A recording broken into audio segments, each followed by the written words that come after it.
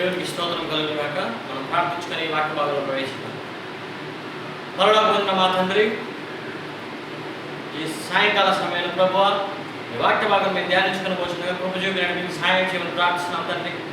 మీ నామంలో ముందుకు సాగుకు సహాయం చేయండి. మీ పరిశుద్ధాత్మ శక్తి ద్వారా ప్రభు మీరు మాతో మాట్లాడండి. మీరు మమ్మల్ని ముందుకు నడిపించండి. మీ నామంలో అనేకమైనటువంటి అద్భుతములు జరిగించిన కృప చూపిన మీకు సహాయం చేయమని యేసు క్రీస్తు ప్రభు పరిశుద్ధ నామమున ప్రార్థించి వేడుకొంచున్నాము తండ్రి. ఆమేన్. పరిశుద్ధ గ్రంథం నుంచి అపోస్తల కార్యములు 4వ అధ్యాయము 12వ వచనం చదువుకుందాం. పరిశుద్ధ గ్రంథం నుంచి అపోస్తల కార్యములు 4వ అధ్యాయము 12వ వచనం. మరి ఎవరి వలనను రక్షణ కలుగదు, ఈ నామమునే మనం రక్షణ పొందవలను కానీ ఆకాశము కింద మనుషులలో ఇవ్వబడిన మరి ఏ నామమున రక్షణ పొందలేము. ప్రియమైనటువంటి దేవుని బిడ్డలారా, అపోస్తల కార్యములు 4వ అధ్యాయం 12వ వచనంలో మనం ఈ మాట చూస్తున్నప్పుడు మరి ఏ నామం వలన మనకు రక్షణ కలుగదు, ఈ నామముననే మనం రక్షణ పొందవలను అని వ్రాయడం జరిగింది.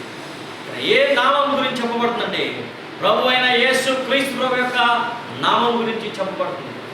యేసు క్రీస్తు ప్రభు యొక్క అద్భుత ఆశ్చర్యక్రియల గురించి ఇక్కడ అపోస్తలుడైనటువంటి పేతురు చెప్పడం, పరిశుద్ధాత్మతో నిండినవాడే చెప్పడం జరుగుతుంది.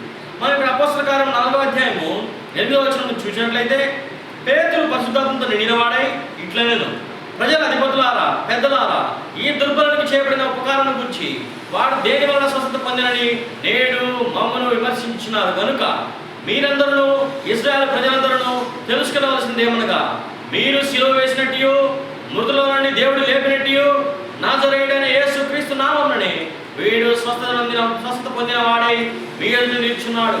ఇల్లు కట్టువారని మీరు తృణీకరించిన రాయి ఆయనే, ఆ రాయి మూలకు తలరాయి ఆయన. మరి ఎవరి వలన రక్షణ కలగదు, ఈ నామమునే మనం రక్షణ పొందవలను కానీ ఆకాశం కింద మనుషుల్లో ఇవ్వబడిన మరి ఏ నామమున రక్షణ పొందలేము. ప్రియమైనటువంటి దేవుని బిడ్డలారా, యేసు క్రీస్తు ప్రభు యొక్క నామమున తప్ప మరి ఏ ఇతర నామమున కూడా మనము రక్షణ పొందలేమని పరిశుద్ధ గ్రంథం నుంచి అపోస్తల కార్యములు 4వ అధ్యాయం 12వ వచనం స్పష్టంగా తెలియజేస్తుంది. పేతురు పరిశుద్ధాత్మ నిండుకున్న వాడై ప్రజలందరికీ ఏమని తెలియజేస్తున్నాడంటే, మీరు సిలువ వేసినట్టు మృతులలో నుండి దేవుడు లేపినట్టునైనా నజరేయుడైన యేసు క్రీస్తు నామముననే ఈ వ్యక్తి స్వస్థత పొందాడు అని చెప్పి వారు స్వస్థపరిచినటువంటి వ్యక్తిని ఎదురుగా ఉంచుకొని వారు సాక్ష్యం చెప్తున్నారు, దృఢమైన సాక్ష్యం చెప్తున్నారు. ఈరోజు మనకు రక్షణ కావాలంటే యేసు క్రీస్తు ప్రభు యొక్క నామంలోనే మనకు రక్షణ కలుగుతుంది తప్ప ఏ ఇతర నామంలో మనకు రక్షణ కలగదు, ఏ ఇతర మార్గములలో మనకు రక్షణ కలగదు. ఏ వ్యక్తులు కూడా మనకు రక్షణ కలుగు చేయలేదు, ఏ యొక్క వ్యవస్థ కూడా మనకు రక్షణ కలుగు చేయలేదు. ఆత్మీయ రక్షణ, శారీరక రక్షణ, అప్పుల నుంచి రక్షణ, వ్యాధుల నుంచి రక్షణ, రోగముల నుంచి రక్షణ, శోధనల నుంచి రక్షణ, కష్టముల నుంచి రక్షణ, సమస్యల నుంచి రక్షణ, డిప్రెషన్ నుంచి రక్షణ, అనేకమైనటువంటి బాధల నుంచి రక్షణ కలగాలంటే యేసు క్రీస్తు ప్రభు యొక్క బలమైన నామం మాత్రమే మనకు రక్షణ కలుగజేస్తుంది. మరి ఏ ఇతర నామములు కూడా రక్షణ కలుగు చేయలేవు.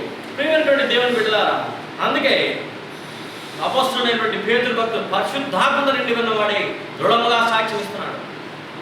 ఈరోజు మన జీవితాలలో ఏ పరిస్థితుల్లో ఉన్నాం, రక్షణను కోరుకున్న వారికి నేను రక్షణ కలుగు చేస్తుందని ప్రభు అయినటువంటి దేవుడు సెలవిస్తున్నాడు. ఈరోజు నువ్వు రక్షణ కోరుకుంటున్నావా? ఈరోజు నువ్వు ఏ స్థితిలో ఉన్నావు? ఈరోజు నీకు రక్షణ కావాల్సినది అయితే నువ్వు యేసు ప్రభు దగ్గరికి రా. యేసు ప్రభు నామంలోనే నీకు రక్షణ కలుగుతుంది కానీ మరి ఏ ఇతర నామములలో నీకు రక్షణ కలగదు. ఆ దినము 3వ అధ్యాయం మనం గమనించినట్లయితే పగలు 3 గంటలకు ప్రార్థనా కాలంలో పేతురును యోహానును దేవాలయాన్ని గెలుచుండగా పుట్టినది మొదలుకొని కుంటివాడైన ఒక మనుషుడు మోసుకొని పోబడుచుండెను. వారి దేవాలయంలో గెలువారిని భిక్షమాడుటకు కొందరు ప్రతిదినము వారిని శృంగారమైన దేవాలయ ద్వారం వద్ద ఉంచుచూ వచ్చిరి. పేతురును యోహానును దేవాలయంలో ప్రవేశించబోనప్పుడు వాడు చూచి భిక్షమాడుగా పేతురును యోహాను వాడిని తేరి చూచి మాతోటి చూడమంది. వాడు వారి వద్ద ఏమైనా దొరుకునని కనిపెట్టుచు వారి యందు లక్ష్యముంచెను. అంతటా పేతురు, వెండి బంగారం నా యొద్ద లేవు గాని నాకు కలిగినదే నీకు ఇచ్చుచున్నాను. నాజరేయుడైన యేసు క్రీస్తు నామమున నడువమని చెప్పి వాని కుడి చేయి పట్టుకుని లేవనెత్తెను. వెంటనే వాని పాదములను చీలమండలను బలం పొందెను. వారి దిగ్గున లేచి నిలిచి నడిచెను. నడుచుచు గంతులు వేచి దేవుని స్తుతించుచు వారితో కూడా దేవాలయంలోనికి వెళ్ళెను. వాడు నడుచుచు దేవుని స్తుతించిన ప్రజలు చూచి శృంగారమైన దేవాలయం ద్వారములందు భిక్షం కొరకు కూర్చుని వాడు వీడే అని గుర్తిరిగి వాడికి జరిగిన దాన్ని చూసి విస్మయం చెందిన వాడే పరవశులై. ప్రేమైనటువంటి దేవుని బిడ్డలారా, మాకు కలిగిన దాన్ని నీకు ఇస్తున్నాను, నాకు కలిగినది నీకు ఇస్తున్నానని అపోస్తలుడైన పేతురు భక్తుడు ఏ విధంగా సెలవిచ్చాడో ఈరోజు నాకు కలిగినటువంటి రక్షణను మీకు నేను ప్రకటిస్తున్నాను. నజరేయుడైన యేసుక్రీస్తు ప్రభు నామమున నేను నా పాపాలను విడిపింపబడ్డాను. నజరేయుడైన యేసుక్రీస్తు ప్రభు పరిశుద్ధ నామమున నా శాపాలను విడిపింపబడ్డాను. నా జీవితంలో దుర్భరమైన స్థితి నుంచి నేను మార్పు చెందాను. నా అప్పుల నుంచి నేను విడుదల పొందాను. నా వ్యాధుల నుంచి నేను స్వస్థపరచబడ్డాను. నా యొక్క రోగం నుంచి నేను స్వస్థపరచబడ్డాను. నా యొక్క కష్టం నుంచి, నష్టం నుంచి, ప్రతి సమస్య నుంచి ప్రభు అయిన యేసుక్రీస్తు ప్రభువును విడిపించి తన బిడ్డగా నన్ను చేర్చుకున్నాను. ఎప్పుడైతే నువ్వు యేసుక్రీస్తు ప్రభు రక్తంలో విశ్వసించి యేసుక్రీస్తు ప్రభు నా పాప నిమిత్తమే చనిపోయాడని విశ్వసించి యేసుక్రీస్తు ప్రభు తన రక్తంతో కడిగి పవిత్రపరుస్తాడని నమ్మి ప్రభుని అడిగినప్పుడు యేసు ప్రభు నీ రక్తంలో కడిగి పవిత్రపరచు, నన్ను బిడ్డగా చేర్చుకొని అడిగినప్పుడు యేసుక్రీస్తు ప్రభు ఈ క్షణమే ఈ నిమిషంలోనే నిన్ను ఆయన బిడ్డగా చేర్చుకోవడానికి సిద్ధంగా ఉన్నాడు. నా ప్రియమైనటువంటి సోదరుడు సహోదరి, ఈరోజు ప్రభు నీకు తరుణం అనుగ్రహించినాడు.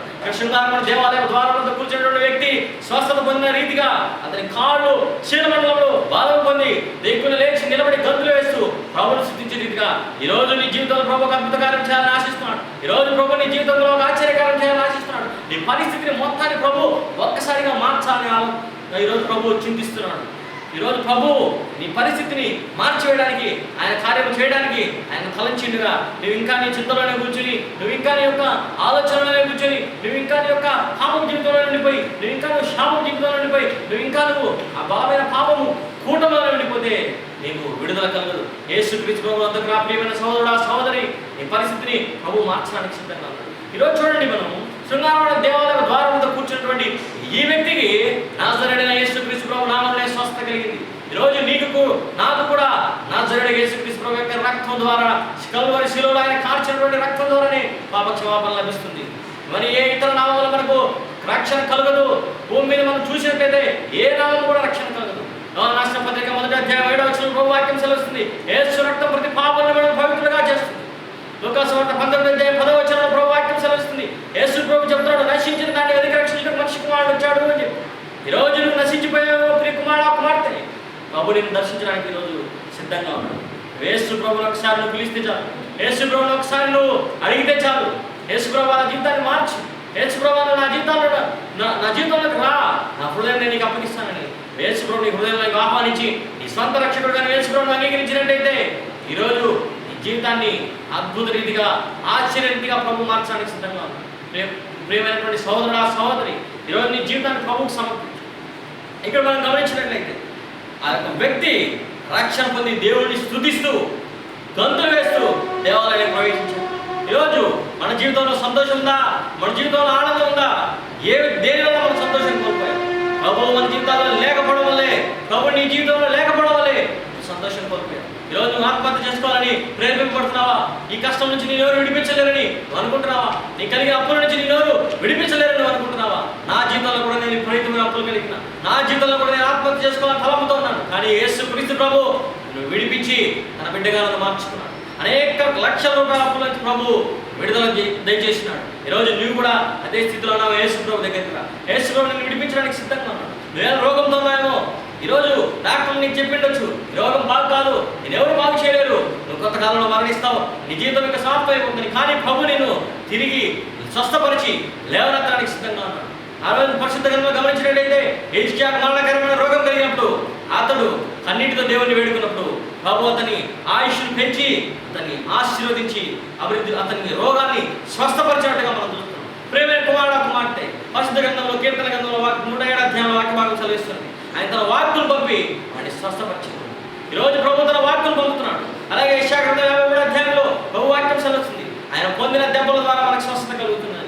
ఈరోజు ప్రభు శిలువలో పడిన గాయాల ద్వారా నీకు నాకు స్వస్థత కలుగుతుంది. ప్రభు చిందించిన రక్తధారల ద్వారా నీకు నాకు రక్షణ కలుగుతుంది. మన అతిక్రమ క్రియలను బట్టి ఆయన గాయపరచబడ్డాడు, మన దోష శిక్షను బట్టి ఆయన నలబెట్టబడ్డాడు. మన సమాధానకరమైన శిక్ష ప్రభు పైన మోపబడింది. అందుకే బాప్తిస్మం ఇచ్చి యోహాను యేసు ప్రభు చూశాడు, ఇదిగో లోక పాపములు మోసుకొని దేవుని గొర్రెపిల్ల మనందరి పాపాలతో కల్వరి శిలువలో రక్తము చిందించి ప్రాణం పెట్టి తిరిగి లేచినటువంటి యేసు క్రీస్తు ప్రభు నిన్ను నన్ను ఈరోజు కలుసుకోవడానికి సిద్ధంగా ఉన్నాడు.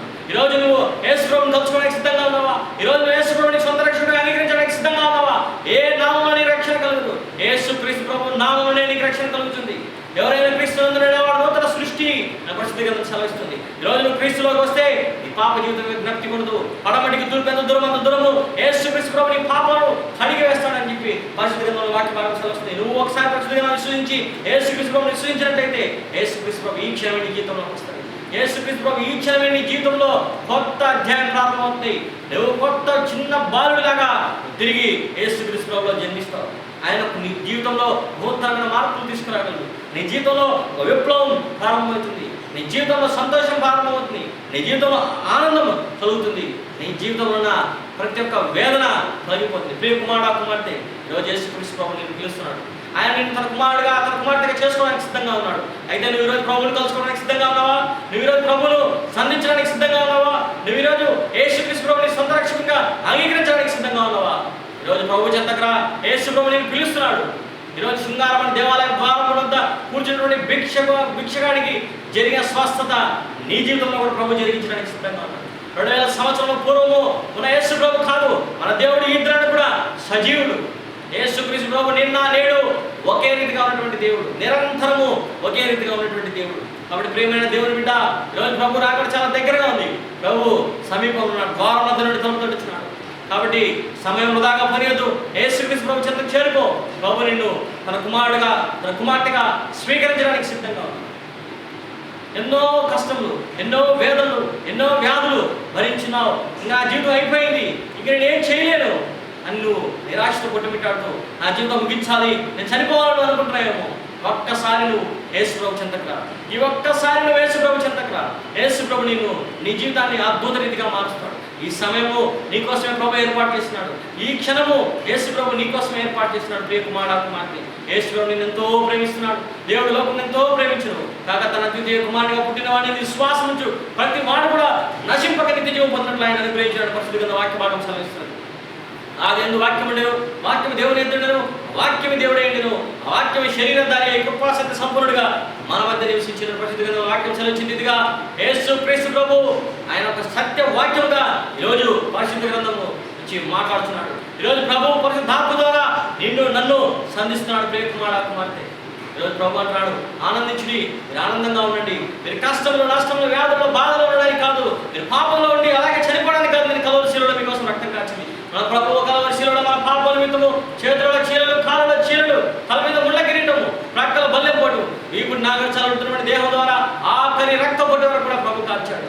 ప్రియ కుమారుడా కుమార్తె, ఈరోజు ఆ రక్తధారలు వృధాగా, ఆ రక్తధారలు నీ పాపములను పరిహరించడానికి ప్రవహించాల్సిన కడగాల్సిన రక్తాన్ని వృధాగా పోయొద్దు. యేసు క్రీస్తు ప్రభు రక్తం ఒక బొట్టు నీ మీద పడితే నీ జీవితము సువర్ణంగా మారిపోతుంది. చేదైన నీ జీవితము మారానుభవము మధురంగా మార్చడానికి ఈరోజు ప్రభు నేను పిలుస్తున్నాడు. నువ్వు ప్రభు చెంతకు చేరుకో.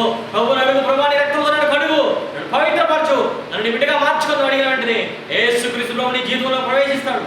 నీ జీవితము ఆనందకరమైన జీవితంగా, సంతోషకరమైన జీవితంగా, మునుపటి కంటే అధికమైన మేలు కలిగిన జీవితంగా, ఆశ్చర్యకరమైన జీవితంగా, అందరూ నిన్ను చూచి ఆశ్చర్యపోయే విధంగా నీ జీవితం మారిపోతుంది. ప్రియ కుమారుడా కుమార్తె, ఈరోజు ప్రభు నీకు అనుగ్రహించినటువంటి తరుణాన్ని వృధాగా పోలేదు. యేసు క్రీస్తు ప్రభు చెంతకు రా. ప్రభు నిన్ను దీవించి ఆశీర్వదించి రక్షణ వస్త్రంతో నేను అలంకరించి ఆయన నిన్ను ఘనపరుస్తాడు. నా ప్రియ కుమారుడు, నా ప్రియ కుమార్తె, తప్పిపోయాయి ఈ రోజు ఈ లోకంలో తిరిగినా కానీ చివరికి నన్ను తెలుసుకొని నా దగ్గరికి వచ్చాడని నేను ఆయన తన కౌగిట్లో చేర్చుకుంటాడు. దేవుడి వాక్యం మన వినికిడిలో దీవించునుగా ప్రార్థించుకుందాం. మహాగరుడా, మహోన్నతుడా, పరిశుద్ధుడా, నిత్య నివాసేనండి. ఈరోజు నీ బిడ్డలు ప్రభువా, యేసు క్రీస్తు ప్రభు నామం తప్ప వేరే నామమున రక్షణ కలుగుదు అని తెలుసుకున్నందుకు ఉపజీవి నడిపించిన విధానం నుండి స్తోత్రం. శృంగారముల దేవాలయ ద్వారం వద్ద ప్రభువా మీ బిడ్డలు ప్రభు జరిగించిన స్వస్థతను ఈ దినంలో కూడా మీరు చేయటకు సమర్థుడైన దేవుడు. ఎందుకంటే ప్రభువా నువ్వు నిన్న నేడు ఏకరీతిగా ఉన్నావు. నువ్వు యుగ యుగములకు సజీవుడైన దేవుడు తండ్రి. మీ ఘనమైన నామం ప్రకటించడం, మీరు అనుగ్రహించే మహోన్నతమైన భాగ్యం నుండి స్తోత్రం మొదలమని చెల్లించుకుంటూ నాయన ప్రభువా ఈ వాక్యం ఇచ్చిన ప్రతి ఒక్క బిడ్డలో మీ ఆత్మీయమైన ఆశీర్వాదం దీవెనలు కలిగించమని, స్వస్థత కావాల్సిన స్వస్థత ఇచ్చేయమని ప్రభువా. మరి ఎటువంటి కష్టంలో, అప్పుల్లో, వేదనలో, వ్యాధుల్లో, బాధలో, ఇరుకుల్లో, ఇబ్బందుల చోటు విడుదల తెచ్చేయమని ప్రార్థిస్తూ అభివృద్ధిని, ఆత్మీయమైన ఐశ్వర్యమును, ఆశీర్వాదం కలిగించమని యేసు క్రీస్తు పరిశుద్ధ నామమున ప్రార్థించి వేడుకొంచున్నాము తండ్రి. ఆమేన్.